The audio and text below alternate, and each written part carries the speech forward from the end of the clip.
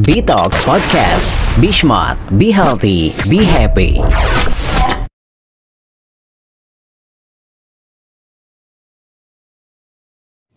Hai Sobat Bi, jumpa lagi. Kita masih dengan ngobrol terus pakai nyemil ya Mbak ya. Weekend kan asik ini kayak enak gini. Banget. Ada yang daun jatuh lagi. Gimana tuh? Barusan. Oh pantesan. Ini kan segmen sebelum kita ini masih berkaitan dengan bucin ya.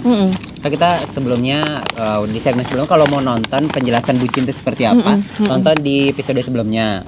Nah kita juga bahas ciri-ciri bucin. Itu baru berapa sih kemarin ya? Di segmen sebelum baru 3 ya? Baru 2 ya? Baru kontrol aja. Sama apa sih tadi? Yang ketiga Dip. Sekarang yang ketiga. Nuntut. Oh menuntut. Terus ada ciri-ciri lain. Kalau mau tahu ciri-ciri 1, 2, 3 berarti nonton yang video sebelumnya. Nah sekarang kita lanjut nih. Ada tapi bucinnya boleh di ini lagi biar enggak boleh, nyambung gitu ya, di resum. Boleh. Jadi bucin itu sebuah jargon aja gitu ya. Jargon istilah yang dipakai untuk zaman tren, anak-anak tren gitu. Nah bahasa psikologisnya tuh crave love. Jadi craving ya. Craving tuh membutuhkan gitu ya. Kayak menginginkan, mencari. Nah kemarin kan ada obsesif yang pertama, kemudian ada yang selalu bisa mengontrol. Gitu, posesif gitu ya. Yang ketiga itu selalu menuntut gitu ya. Oh menuntut pasangannya. Nah yang keempat nih. Apa tuh? Yang keempat nih begging. Begging itu Tak kira bego ya? Enggak lah, jangan ngomong gitu dong. Gak apa-apa di YouTube, gak apa-apa. Enggak apa-apa ya. Kalau lagi di salah satu station radio gak boleh. Oh gitu, bukan bego sih. Tapi itu begging. Apa namanya begging. Begging itu kayak mohon deh. Boleh nggak ya kayak sambil ngemis makan? Gak sih? Ngemis-ngemis cinta gitu gak sih? Aku makan nih nggak apa-apa ya? Nggak apa-apa, ini emang fungsinya buat kita makan. Jadi ngemis cinta.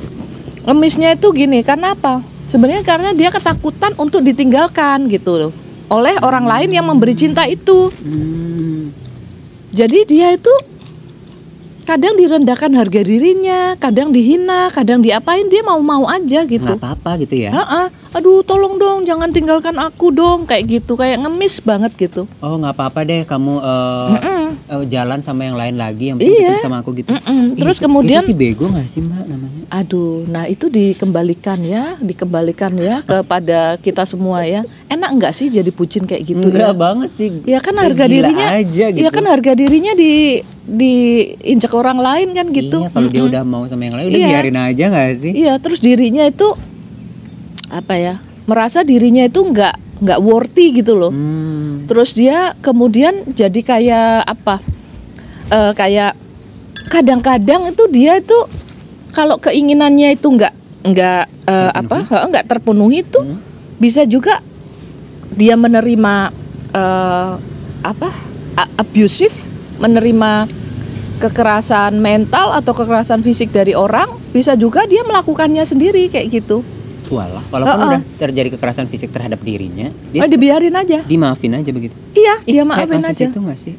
Iya, bisa juga. Aduh banyak deh kasus-kasus kayak gitu di psikologi atau kasus-kasus di hukum ya. Banyak ya hari itu terjadi. Berarti itu tergolong bucin ya? Iya, tergolong bucin. Tapi jadi kemudian dia juga bisa melakukan kekerasan itu ke pasangannya dia juga. Gitu bisa? Bisa juga kalau misalnya dia dalam kondisi misalnya dia udah benar-benar abusifnya, mungkin lebih ke arah mental mungkin ya. Karena dia juga mengharapkan si pasangan ini nggak meninggalkan dia. Betul.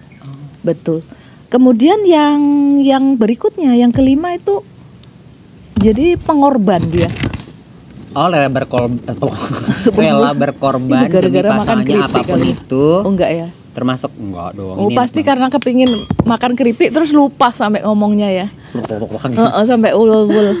Nah, terlalu berkorban, terlalu sacrifice gitu. Jadi apapun dikorbankan.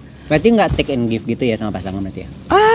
Lebih dia yang give terus gitu. Ya, lebih banyak dan dramatik gitu ya. Jadi pahit, pedih gitu ya. Dia tuh rasanya walaupun dia berkorban uang, berkorban materi, berkorban harga diri, berkorban seks segala macam.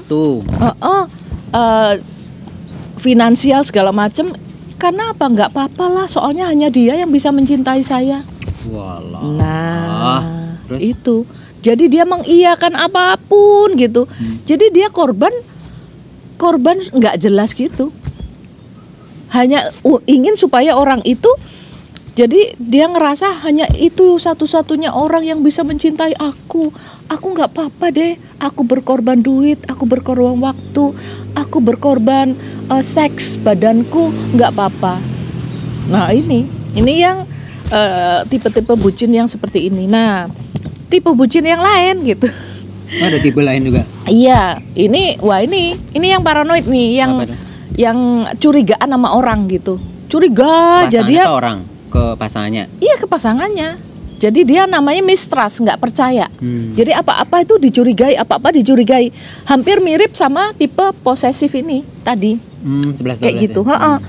Nah dia kenapa? Dia kan udah pedih, nggak pernah ada hubungan hangat, nggak pernah ada perasaan hangat, maka dia tuh takut kalau dia disakiti, sehingga brainnya, pemikirannya selalu meng-create bahwa ada orang lain yang mencintai dia itu berusaha menyakiti. Sangat kontroversi dengan yang soal tadi yang sering berkorban.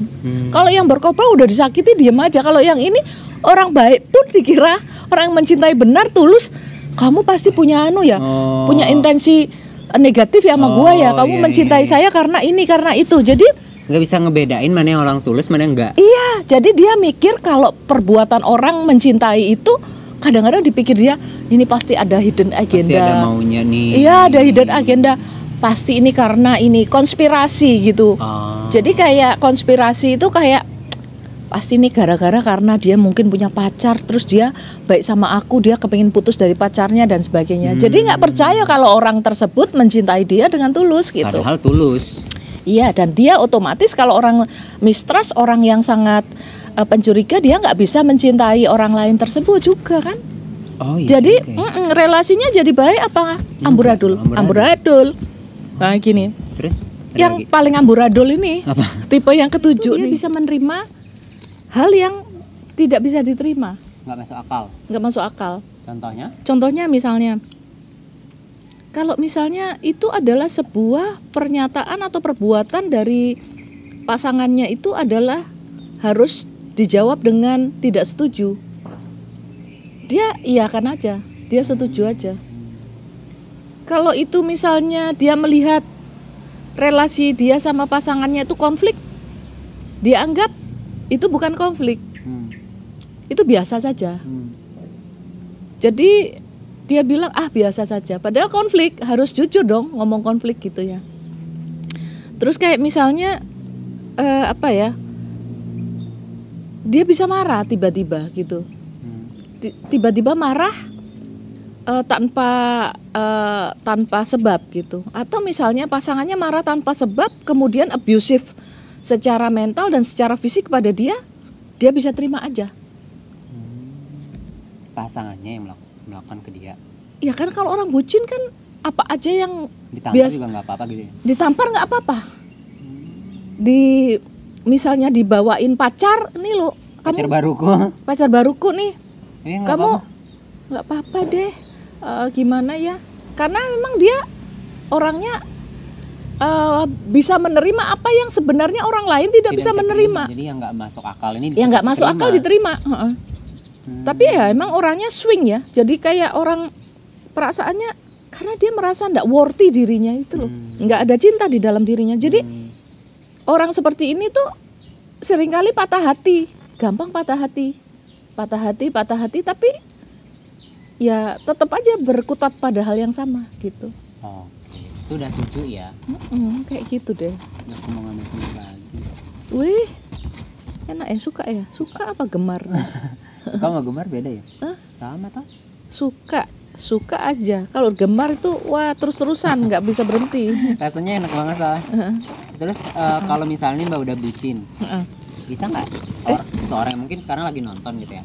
Wah ternyata aku, dia, si A, si B, si D kayaknya dia bucin deh. Tapi bisa nggak sih dia nggak bucin lagi, itu normal lagi gitu? Maksudnya tidak bucin. Yang bucin siapa? Maksudnya?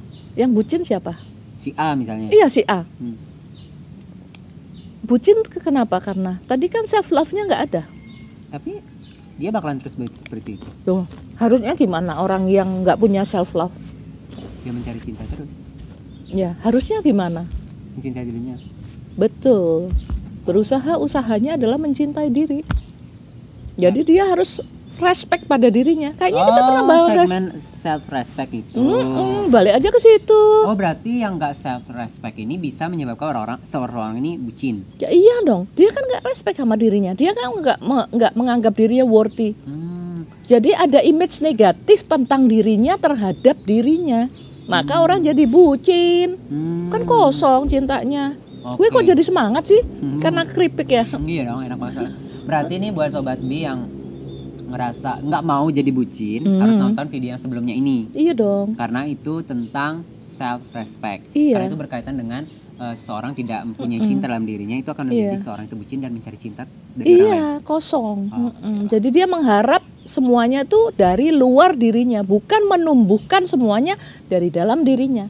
Oke, clear berarti ya, udah ya. Iya dong. Oke, karena udah clear tapi cemilan kita masih. Kita harus nge-clearin ini. Sebelum nge-clearin kita masih ada segmen lain ya. Kita mau bahas topik lain gitu. Apa sih Mbak maunya bahas nih? Kayaknya apa ya? Lu kemarin kasih aku apa? Insecure. Ya soalnya aku udah ngomong faktor U kan nggak enak ya di publik ya gitu ya. Lupa ya. Memorinya agak ini gitu ya. Enggak. Aku ya umurnya sekian-sekian tapi ya masih muda lah, 17-an, jalan-jalan kemana gitu. 17 jalan berapa kilo Iya.